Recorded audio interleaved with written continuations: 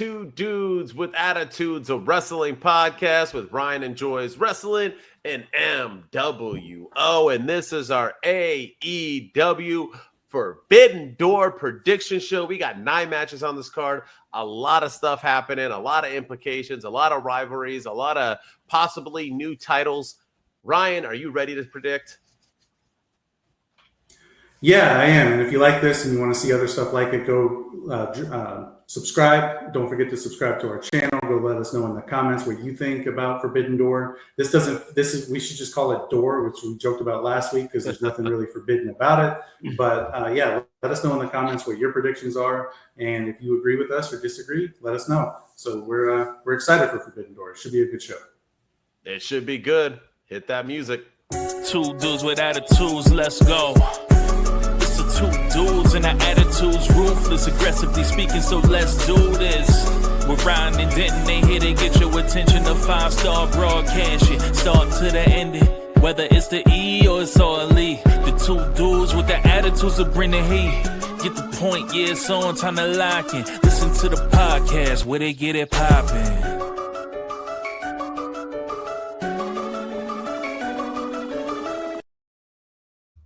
All right, it is Forbidden Door time, my friend. I'm ready. Are you ready? And like Ryan said, tell us in the comments whether you agree or disagree. Ryan's going to try to not only make the predictions of the matches, but predict the order as well. You're starting with the Women's Championship match? I am. I think they're going to open the show. I do. But AEW is impossible to predict match outcomes because they'll put, they at Revolution that we went to earlier this year, they had like 4 matches back to back that all could have closed the show. They had the cage match, they had the John Moxley Copeland match, they had the Ospreay match, they had all kinds. I was like, oh my gosh, like all of these matches could close the show, and they did them back to back. So AEW is impossible to predict. Well, Tony Khan is the king of booking matches and putting them in a good order. But let's get into it. We got the women's AEW champion, Toni Storm, versus the ROH women's champion, forever champion, Athena. It's only for the AEW Women's World Championship. I think this is the hardest match to predict. Who do you got? I'm going to give this match to Toni Storm this week. I think Toni Storm retains the title, and I think ultimately will continue.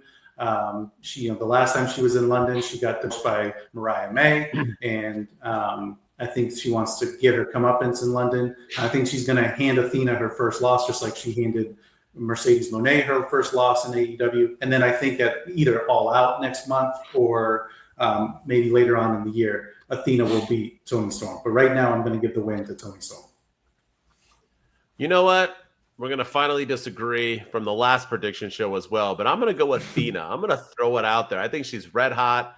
I think she is that girl. She looks great. She wrestles great. She's been cutting good promos. She's the ROH champion for the past 3 decades in a row.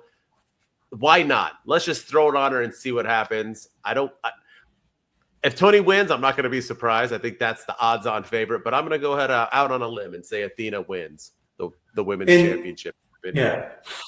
And normally I would agree. I was predicting Athena to win, but then the WWE started all this counter programming stuff, and now I'm like, okay, what can AEW do to respond to that? And that is hold the title off, or keep the title on Toni Storm this week, or at least a Forbidden Door, and then have a big moment where Athena beats Toni Storm at All Out next month, and then you're kind of responding to some of that counter programming. At least that's what I would do. Yeah. All right. What do you think match number 2 is? Right. Woo! All right, you got the IWGP World Heavyweight Championship title match between the champion, Zack Sabre Jr. versus Nigel McGuinness with Garcia in his corner for maybe he's going to help him lose. I don't know. But who do you got? Let's hear it. That's exactly what it is. I think Zack Sabre Jr. is going to retain his championship, and I think Nigel McGuinness I think Daniel Garcia is going to cost Nigel McGuinness the match. He's going to finally turn heel, and we're going to get some personality from Daniel Garcia for a while. He needs we talk about Sami Zayn needing a changing character. I think Daniel Garcia is another one who needs a really bad changing character. And I think a heel turn would do him wonders, and him turning on Nigel McGuinness would be, I think, a good start. So Zack Sabre Jr. retains. Nigel McGuinness takes the pin because of Daniel Garcia. I fully agree. Zack wins. Help from Daniel Garcia. You can tell he didn't even want to team up with them. Nigel kind of like, it was an awkward thing on Collision too, where he was like, "Hey, buddy, you tried your best. You almost won, champ." And then he was like, "You want to be in my corner?" And Daniel Garcia's like, "What the fuck?" All right. It was very weird. So it obviously, it smells turning. He needs it. All right. What's next? Woo! We got the renewed Edge and Christian now as Cope and Christian Cage. And they will tag up against one Kip Sabian and a returning Luchasaurus, but he'll be called Kill Switch. Nick Wayne got injured. I don't know what it was. But nonetheless, you have a return, Who's going to win? I'm going to go Kill Switch and Kip Sabian get the win here. I think that I think you're trying to really push the patriarchy. You're trying to and I think it's going to add some tension. I think FTR is going to come out and cost Cope and Cage the match. I think maybe Cope fights with Dax Harwood and Cash Wheeler, and they take it into the crowd or something, and he abandons Christian Cage, causing Christian Cage to basically lose by himself. He's down 3-1 because I think Nick Wayne's going to interfere. I think Kip Sabian's going to get blows in. I think Mama Wayne's going to get there, and of course, Kill Switch is going to do his thing. But so I think that's going to add more tension to Cope and Cage. And, can they trust each other as they go after the tag team titles later on at All Out? So I think Cope and Cage take the loss here and build the patriarchy up a little bit. The only way they lose if FTR comes out to help them. But the pop they get if they win, I have to go with Adam Copeland and Christian Cage. I have to. I just don't. I mean, this is what he does, though. Tony Khan he brought somebody in. Who's the guy he just introduced on, was it Collision? He had him a brand new signing. He's all elite, and then he lost. Like, he always has people like Josh Alexander. Well, Josh Alexander was one, but he just had someone this past week. He just has people premiere and then lose. Like, what the heck are you doing? So I can see it happening, but no, I got to go with Adam Copeland and Christian Cage here. I'm gonna stick with it. That's what I want to win, but I can see a scenario if you want to continue because Christian Cage acted like he didn't want to be with Copeland anymore. He didn't want to be in this tag team, so there's obviously still some tension there. Imagine if FTR does come out and Cope fights him into the crowd, leaving Christian Cage stranded, and can he trust him? So that's the only thing I could see. All right. What's next? Woo! The TNT Championship match. You got the champion, Kyle Fletcher, versus, Takahashi? Against Takahashi for the championship, TNT Championship. Who do you got? This is the only Forbidden Door match, I think. Yeah. Well, I guess Nick Sabre, sorry. Kyle Fletcher. Or Zack Sabre. Yeah. Kyle Fletcher, yeah. I mean, that's really it. I mean, yeah. But no ifs, ands, or buts. Kyle Fletcher's getting the win. The end. 0% chance Kyle Fletcher loses this match. That's why he's going against Takahashi. So, all right. Next up, here it is. We got the TBS Championship in a four-way. We got Mercedes Moné versus Alex Windsor versus Persephone versus Bozilla. Persephone? Did I say that right? Versus Bozilla. I don't know why that's like the hard name card. All right, but who do you got? I have been really impressed with Alex Windsor since her debut in AEW, and pairing her with Toni Storm has been a fantastic thing for her and getting us excited about this match. And I'm also, believe it or not, I'm going to give AEW a little bit of credit. I think putting Mercedes with Athena as kind of a little bit of an alliance has done wonders for both of them as well. Athena was already that girl, but I think it's helped Mercedes a little bit. But with that being said, I think Mercedes gets the win here. I don't think she's dropping the titles anytime soon. She's not losing back-to-back PLEs. No, and this is another Forbidden Door match because obviously Persephone is from CMLL and Bozilla is from Stardom. So this is although everybody wrestles on AEW, but the only person that has a chance is Alex Windsor, and I don't think if she does win it, she'll win it in a four-way. So yeah, Mercedes Moné. This looks like the easiest predicted match of the night. It doesn't even look like she belongs. Just wrestle Toni Storm, and it's kind of like weird booking.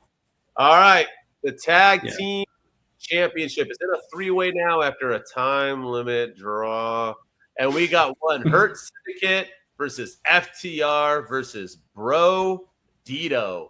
Who do you got? You had a tournament that you Mhm. can't. You have the finals of a tournament that go to a time limit draw, and so Yeah. the answer is a triple threat. You can't do overtime. You can't do like 5 more minutes. You have to do it like it's time limit draw. I don't get it. I really want the Hurt Syndicate to retain, but I think these are FTR's titles to lose next month at All Out to Cope and Cage. So I'm going to say FTR get the win. I think Brodito takes the pin, and I don't. Maybe MJF costs the Hurt Syndicate or something, and we get that feud going forward or something. I don't know, but FTR is going to win. Yeah, man, that'd be like the Super Bowl ending in an overtime draw. Like they just like ended after 15 minutes and go, well, that's it. Tie game. You're both Super Bowl champions. FTR 100% is winning. I think the only reason why it was put into a three-way for this was so they can pin Brodito instead of pinning the Hurt Syndicate. I think the Hurt Syndicate's going to move on to MJF. They alluded at it on Dynamite. So yeah, FTR's time. They're the hottest tag team right now. They're going to win it and eventually lose it to one Cope and Christian Cage in the future. Yeah. So I got FTR winning it, and they deserve it. They're doing some of their best work right now, man. These teams turn into hills, and they get so damn good. They really do. And I'll give AEW more credit. I think the pairing of Brodito has been fantastic as well. I think the crowd has really taken to them, and they've been fun to watch. So I'm excited about that. The tag division in AEW is slowly starting to cook. I agree. What do you got next? Woo! You got the AEW Unified Championship. One Okada versus one Swerve Strickland. Who do you got? This is a hard one to predict as well. Yeah, I'm going to give it to Okada. There's rumblings out there that Swerve Strickland has a knee injury and has to have some surgery, and he's going to miss some time. And this was something that happened before All In, but he wanted to see the Hangman Page story through. That's what the rumor mill is saying. So I think obviously this is the perfect time for him to lose, and Okada retains. Have all 8,000 members of the Don Callis family beat up Swerve as a way to like write him off TV or something. But I think it's going to be a great match. I can't wait for it. But I think Okada wins just based on the fact that Swerve could be hurt. Yeah, I'll bet on Okada until he loses, and he never does. So I will forever bet on him until that happens. So yeah, I got Okada beating Swerve Strickland and defending his AEW Unified Championship belt, keeping the Don Callis family strong. Yeah.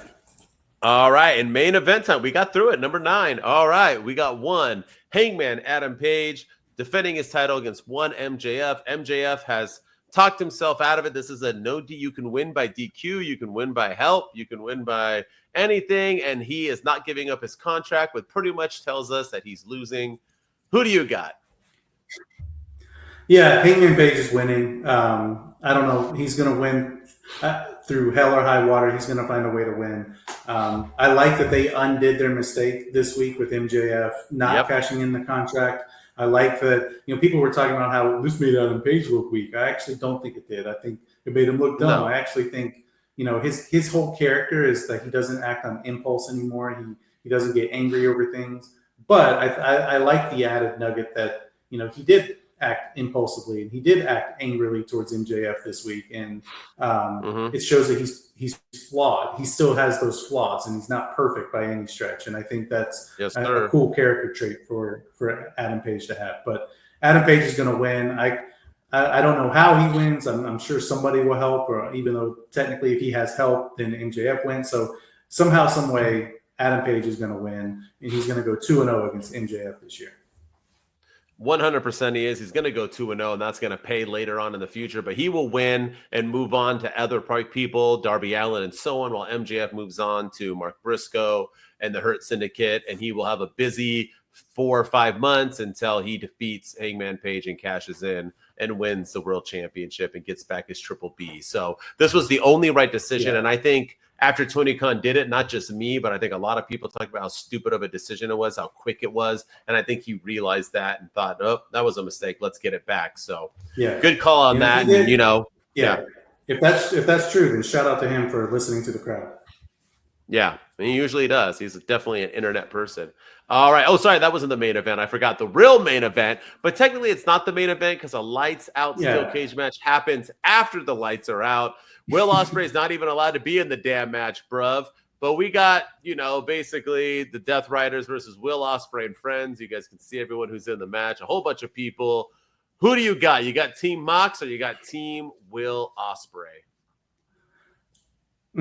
This one's actually hard to predict, but I'm gonna go Team Mox. I think that the Death Riders I think they need a big victory.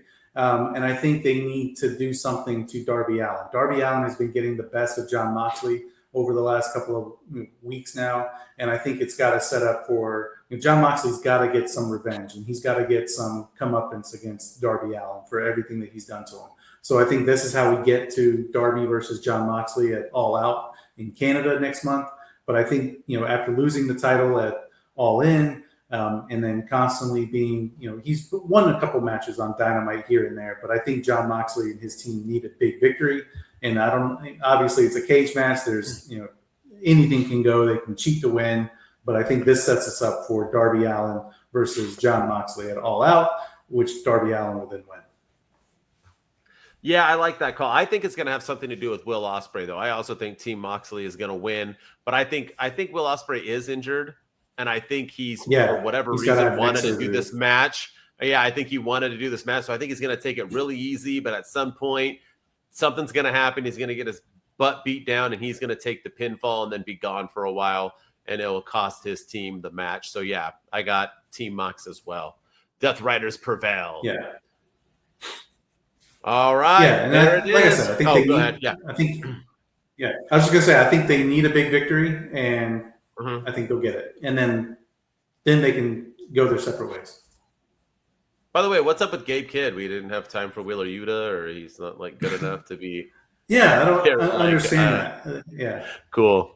He hasn't even been on TV though. Let's bring him back. Wheeler, you're not good enough. Get off my screen. All right. There it is. 9 for 9, hopefully. Let us know what you all think. Like Brian said earlier, put it in the comments. Let us know if you think we're wrong or right. I love being wrong just like I love being right. That's the fun of doing this and being a podcaster and an influencer, is that you get to throw things out there, but it's forever. So if we're wrong, we're wrong. If we're right, we're right. As always, don't forget to subscribe, like, comment, 5-star, however you're listening or watching us. As always, if you just want to peep me out, I'm on all social media at my_wrestling_opinion. And as always, I'm with Ryan. Enjoys wrestling on all the social media platforms as well. Go follow me there. Go follow us on TikTok at 2 Dudes with Attitudes. Go follow us on X at 2 Dudes PC. Subscribe to our YouTube, where we're trying to blow up. Our last couple of videos have done pretty well, so go follow us over there at 2 Dudes with Attitudes. And we're on Instagram at 2 Dudes with Attitudes Podcast. And then if you're listening to us audio-wise, we are in the top 10% of all listened to wrestling podcasts. So let's keep that momentum going. Let's get us up into the 5%, the top 1%. And the way you can do that is by leaving 5-star ratings and reviews, telling everyone about your favorite 2 dudes on the internet, and let us know in the comments below about what your predictions are for AEW Forbidden Door and if you're excited about it. Yes, sir. 2 Dudes Wolfpack. We out. 2 dudes with attitudes, let's go. It's the 2 dudes and our attitudes ruthless, aggressively speaking, so let's do this. We're riding in Denton, they here to get your attention. A 5-star broadcast shit, start to the ending. Whether it's the E or it's all Lee, the 2 dudes with the attitudes to bring the heat. Get the point, yeah, it's on time to lie.